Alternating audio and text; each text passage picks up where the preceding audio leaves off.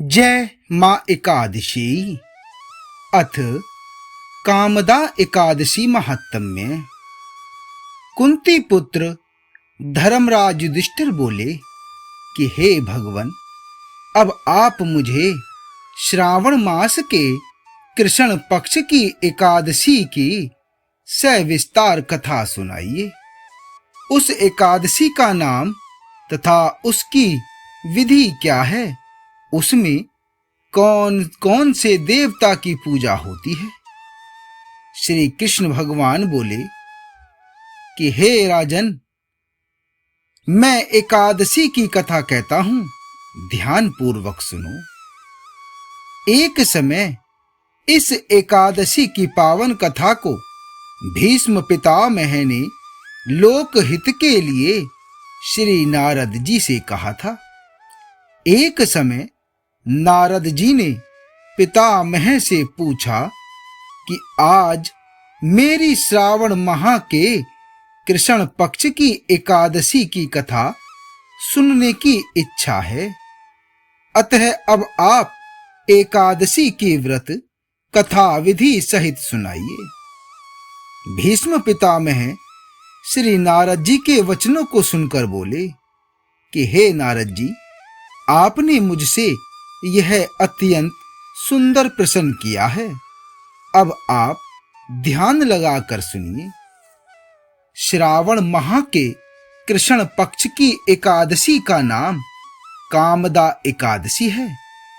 इस एकादशी की कथा के सुनने मात्र से ही वाजपेय यज्ञ का फल मिलता है।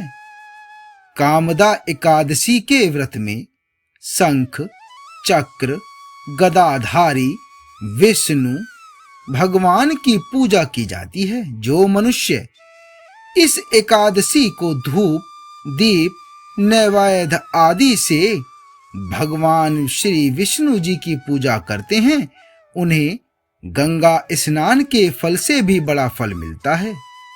यही फल सूर्य, चंद्र ग्रहण, केदार और कुरुक्षेत्र में स्नान करने से मिलता है। श्री विष्णु भगवान के पूजन का फल समुद्र और वन सहित पृथ्वी दान करने और सिंह राशि वालों को गोदावरी नदी में स्नान के फल से भी अधिक होता है। व्यतीत पात में गंडक नदी में स्नान करने से जो फल मिलता है, वह फल भगवान की पूजा करने से मिल जाता है। भगवान की पूजा का फल श्रावण मास के कृष्ण पक्ष की एकादशी के फल के बराबर होता है। अतः भक्ति पूर्वक भगवान की पूजा न बन सके तो श्रावण माह के कृष्ण पक्ष की कामदा एकादशी का व्रत अवश्य करना चाहिए। आभूषण से युक्त बछड़ा सहित गोदान करने से जो फल मिलता है, वह फल कामदा एकादशी के व्रत से मिल जाता है।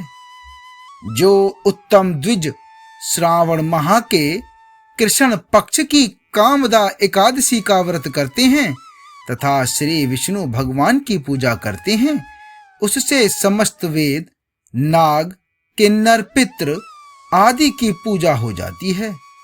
हे नारद, स्वयं भगवान ने अपने मुख से कहा है कि मनुष्यों को अध्यात्म विद्या से जो फल मिलता है, उसका अधिक फल कामदा एकादशी का व्रत करने से मिल जाता है। इस व्रत के करने से मनुष्य अंतिम समय अनेक दुखों से युक्त यमराज तथा नरक के दर्शन नहीं करता।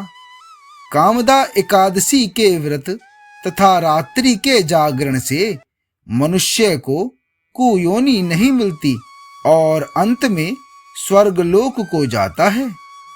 जो उत्तम मनुष्य श्रावण माह के कृष्ण पक्ष की कामदा एकादशी को तुलसी से भक्ति पूर्वक श्री विष्णु भगवान की पूजा करते हैं, वे इस संसार सागर में रहते हुए भी इससे इस प्रकार अलग रहते हैं जिस प्रकार कमल जल में रहता हुआ भी जल से अलग रहता है, भगवान की तुलसी दल से पूजा करने का फल 1 भार स्वर्ण और 4 भार चांदी के दान के फल के बराबर है। श्री विष्णु भगवान रत्न, मोती, मणि, आभूषण आदि की अपेक्षा तुलसी दल से अधिक प्रसन्न होते हैं। जो मनुष्य भगवान की तुलसी दल से पूजा करते हैं, उनके समस्त पाप नष्ट हो जाते हैं। हे नारद, मैं स्वयं भगवान की अत्यंत प्रिय श्री तुलसी जी को नमस्कार करता हूँ।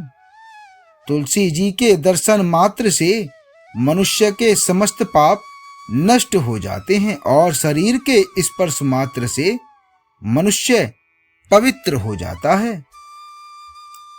तुलसी जी को जल से स्नान कराने से मनुष्य की समस्त यम यातनाएं नष्ट हो जाती हैं। जो मनुष्य तुलसी जी को भक्ति पूर्वक भगवान के चरण कमलों में अर्पित करता है, उसे मुक्ति मिलती है। जो मनुष्य एकादशी के दिन भगवान के सामने दीप जलाते हैं, उनके पितृ स्वर्गलोक में सुधा का पान करते हैं। जो मनुष्य भगवान के सामने घी या तिल के तेल का दीपक जलाते हैं, उनको सूर्यलोक में भी सहस्त्रों दीपकों का प्रकाश मिलता है। इस व्रत के करने से ब्रह्म हत्या, ब्राह्मण हत्या आदि सभी के पाप नष्ट हो जाते हैं और इस लोक में सुख भोग कर अंत में विष्णु लोक को जाते हैं। इस कामदा एकादशी के महात्म्य के श्रवण वे पठन से मनुष्य स्वर्ग लोक को जाते हैं। जय मां कामदा एकादशी।